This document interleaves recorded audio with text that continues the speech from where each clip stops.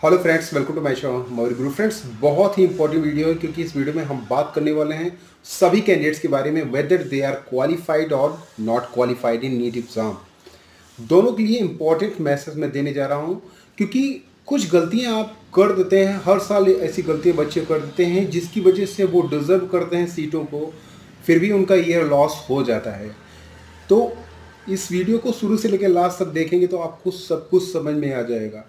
पहले हम उन बच्चों के बारे में बात करते हैं जो क्वालिफाइड नहीं है, जिनका मेयरली क्वालिफिकेशंस भी नहीं हुआ है। ऐसे लगभग 50% बच्चे हैं। अगर आपका क्वालिफिकेशंस नहीं हुआ है, क्वालिफाइड नहीं हुए, तो आपके पास कोई भी ऑप्शंस नहीं है कि आप नीट के किसी भी सेक्शन में, चाहे एमबीबीएस हो, बीडीएस हो, या फिर आयुष हो, या फिर किसी अदर कोर्सेज में एडमिशन ले पाएँ। तो आपके पास ये अपॉर्चुनिटी है कि अपनी गलतियों से सीखें और बेटर प्रिपरेशन करें नेक्स्ट ईयर के लिए। ये तो उन बच्चों के लिए होगा क्योंकि कॉन्फिडेंस लूज नहीं करना है। आप ही नहीं हो जो कि क्वालिफाइड नहीं हो, बहुत सारे ऐसे बच्चे जो क्वालिफाइड नहीं होते हैं लेकिन अपनी प्रिपरेशन के दम पे बहुत अच्छा स्कोर करके लाते हैं। ये हर साल की बात है, मैं इस बार की ही बात नहीं कर रहा हूँ। अब उन बच्चों के बारे में बात करते हैं जो क्वालिफाइड हैं। क्वालिफाइड में भी जो बच्चे अच्छा स्कोर करके लाए हैं, जिनका काफ़ी अच्छा स्कोर है, 550, 560, 600, 650, इस तरह का जिनका स्कोर है, 500 अबव जिनका स्कोर है, जनरल, ओबीसी, एससी, एसटी या फिर फिजिकली हैंडीकैप, ये इन बच्चों के पास पूरी अपॉर्चुनिटी है कि इनको स्टेट कोटा या फिर ऑल इंडिया कोटा, दोनों में से कहीं ना कहीं सीट मिल जाएगी, अगर प्रोवाइडेड दैट कि वो लास्ट राउंड तक की काउंसलिंग में अपीयर होते हैं। क्योंकि हर बार क्या होता है, बच्चे 2 या 3 राउंड की काउंसलिंग के बाद सोचते हैं मेरा सिलेक्शन नहीं होगा और वो प्रिपरेशन कर लेते हैं, नेक्स्ट राउंड में पार्टिसिपेट ही नहीं करते हैं।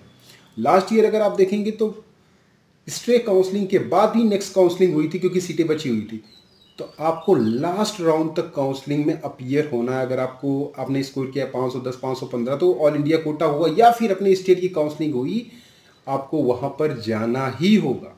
खासकर उन बच्चों के लिए मैं बोल रहा हूं जिनके स्टेट की मेरिट बहुत हाई होती है। अब इसके अलावा वो बच्चे जिनका की स्कोर रेंज 450 से लेके 500 या 520 तक है, इनके पास पूरी अपॉर्चुनिटी है कि ये डीम्ड यूनिवर्सिटीज़ में एडमिशन ले सकते हैं एमबीबीएस का। हालांकि उसकी फीस काफ़ी ज़्यादा होती है, ऑल इंडिया कोटा के थ्रू ही काउंसलिंग होती है इसकी भी। अगर आप अफोर्ड नहीं कर सकते तो आप बीडीएस का कोर्स चूज़ कर सकते हैं। बीडीएस का कोर्स आप चूज़ कर लीजिए 1 साल के लिए।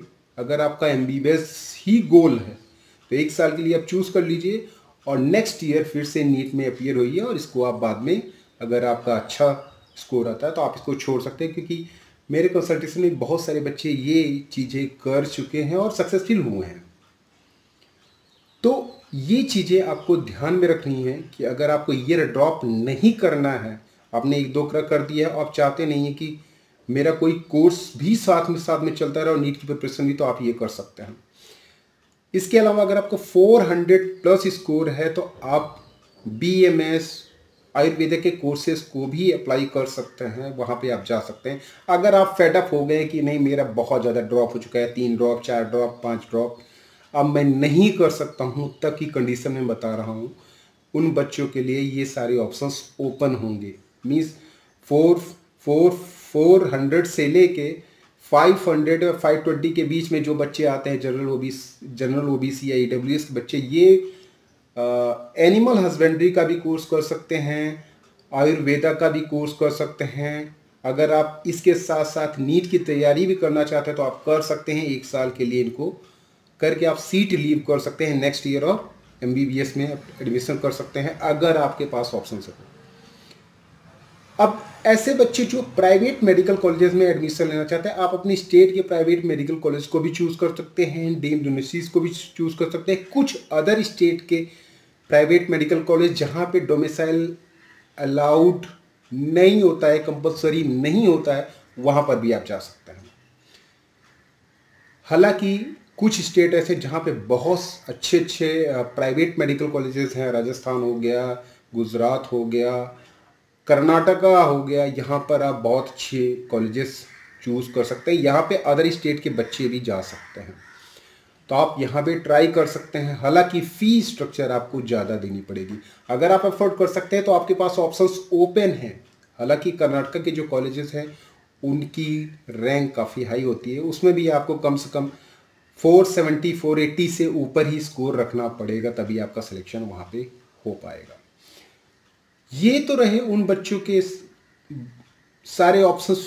मीन्स अब वो बच्चे जो 150 से ऊपर स्कोर कर रहे हैं, मीन्स 150 प्लस से इसको ऊपर, 150 से लेके 300 या 350 या 400 के बीच में जनरल कैंडिडेट्स की बात कर रहा हूँ। SC ST कैंडिडेट्स के लिए 350 का नंबर, 300 का नंबर बहुत अच्छा स्कोर है। खासकर यूपी जैसे स्टेट में जहाँ पे 150 160 नंबर पे भी ST कैंडिडेट को सीटें मिल जाती हैं। डिपेंड करता है आपके स्टेट टू स्टेट में। राजस्थान में कट ऑफ SC ST का भी काफ़ी हाई जाता है। ये आपकी स्टेट मेरिट पे भी डिपेंड करता है। अब आपको करना क्या है, अगर आप जनरल कैंडिडेट्स हैं या फिर SC ST कैंडिडेट्स ही हैं और आपको 150 या 150 160 200 पे आपको सीटें नहीं मिली और आपका स्कोर इतना है, जस्ट आप पास किए हुए, तो आपके पास डीम्ड यूनिवर्सिटीज़ का ऑप्शन हमेशा के लिए ओपन है। MBBS आप डीम्ड यूनिवर्सिटी से कर सकते हैं। हालांकि 1 करोड़ से ऊपर आपका खर्चा बैठेगा।